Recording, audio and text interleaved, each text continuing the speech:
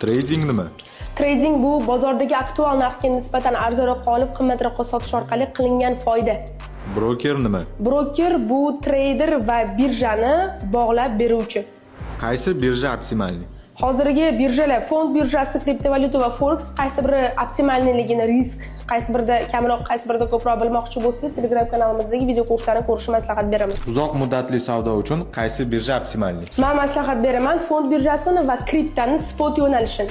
$1000 pulim bor. Oyiga 5-10% daromad kelib turish uchun nima qilish kerak? Bu turiga sizga forex долгосрочныйsini maslahat bermagan bo'lardim. Baribir forex долгосрочный ishlash uchun sizda bilim bo'lishi kerak, lekin spotda yaxshi portfel yig'ib 5-10% daromad qilishingiz mumkin bo'ladi. Ko'pchilikning qulog'iga chalinayotgan razgon nima?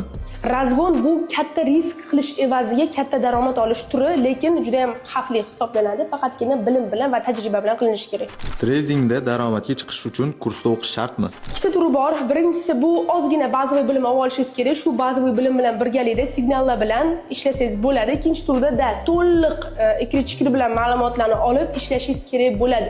Lekin shu bazaviy bilimni biz Telegram kanalida hozir beryapmiz. Telegram kanaliga o'tib olsanglar, hozirgi savollarimizga to'liq video kurs sifatida javob berib o'tganmiz. Ro'yxatdan o'tish, qanday kirish, qayerdan chiqish hammasi haqida ma'lumot beryapmiz.